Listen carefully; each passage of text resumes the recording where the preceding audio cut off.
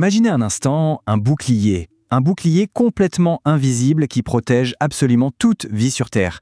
Ça ressemble à la science-fiction, mais non, il existe bel et bien. C'est l'histoire incroyable de la couche d'ozone. Alors, petite question pour commencer.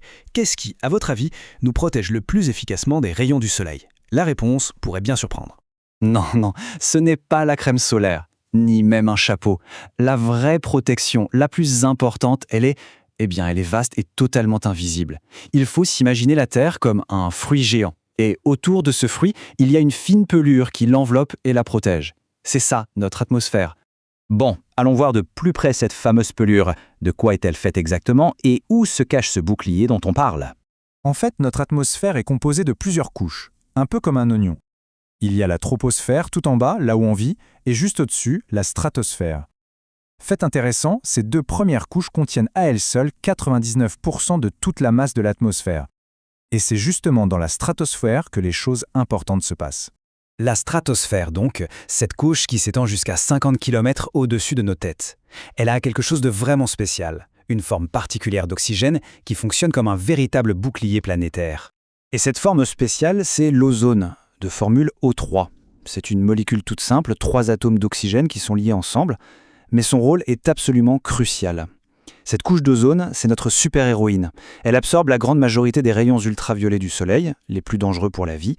Mais, comme dans toute bonne histoire, il y a un méchant. Et ici, le méchant, ce sont des produits chimiques créés par l'homme. Des substances qu'on a crues invincibles et qui se sont mises à attaquer notre précieux bouclier. On les appelle les SACO, pour substances appauvrissant la couche d'ozone.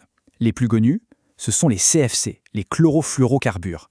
Pendant des décennies, on en a mis partout, dans les frigos, les climatiseurs, les bombes aérosols, sans se douter du danger. Alors on pourrait se dire, mais il y a du chlore dans la nature, non? Oui, mais ce n'est pas le même du tout. Le chlore naturel, celui des volcans par exemple, se dissout dans l'eau. Du coup, il est lessivé par la pluie et n'atteint quasiment jamais la stratosphère. Le chlore des CFC, lui, c'est une autre histoire. Il n'est pas soluble dans l'eau, il est incroyablement stable, ce qui lui permet de voyager pendant des années intact jusqu'à atteindre la stratosphère. Et une fois arrivés là-haut, dans la stratosphère, ces produits chimiques que l'on pensait inoffensifs lancent leur attaque. Le processus est en fait une réaction en chaîne redoutable. Voilà le scénario catastrophe. D'abord, les CFC montent, tranquillement. Une fois en haut, bam! Les rayons UV du Soleil, qui sont beaucoup plus puissants à cette altitude, viennent les pulvériser. Cette destruction libère un atome de chlore. Et c'est là que le carnage commence. Cet atome de chlore, seul, va attaquer une molécule d'ozone et lui arracher un de ses atomes d'oxygène. Mais ce n'est pas tout. Une fois qu'il a fait ça, il se libère et est prêt à recommencer encore et encore et encore. Pour bien saisir l'ampleur du problème, il y a un seul chiffre à retenir. 100 000. C'est le nombre de molécules d'ozone qu'un seul, unique atome de chlore peut détruire avant d'être enfin neutralisé. Imaginez la puissance de destruction contenue dans un si petit élément. C'est absolument colossal. Forcément, cette attaque chimique massive et continue a une conséquence directe et, il faut le dire, terrifiante. Elle a littéralement commencé à percer un trou dans notre bouclier protecteur. La prise de conscience a mis du temps. Au début, en 1974, c'était juste une théorie scientifique. Mais à la fin des années 70, les mesures ont confirmé une baisse inquiétante. Le vrai choc est arrivé dans les années 80, avec la découverte de ce qu'on a appelé le trou au-dessus de l'Antarctique. Un trou qui a atteint une taille record en l'an 2000. Attention, quand on parle de trou, il faut bien comprendre ce que ça veut dire. Ce n'est pas un vide, il n'y a pas une absence totale d'ozone. C'est plutôt un amincissement extrême et très rapide de la couche. C'est une zone où notre pelure protectrice est devenue dangereusement fine. Et ce problème n'était pas limité à l'Antarctique. Loin de là. Au-dessus du sud du Canada, par exemple, la couche s'est amincie de 7% en moyenne depuis les années 80, avec des pics à 14% durant l'hiver et le printemps 1993. Le problème était donc bien planétaire. Heureusement, face à cette menace existentielle, l'humanité a réagi. Le chemin est encore long, c'est vrai, mais les premiers signes de guérison sont encourageants. Mais le défi est immense. Pourquoi?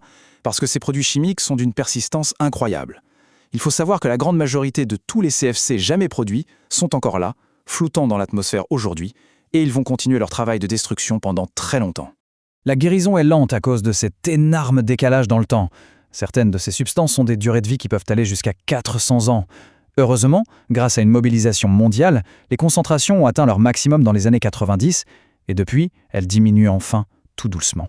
Il va donc falloir s'armer de patience. D'après les scientifiques, on ne verra pas de rétablissement vraiment mesurable de la couche d'ozone avant 2030 au plus tôt.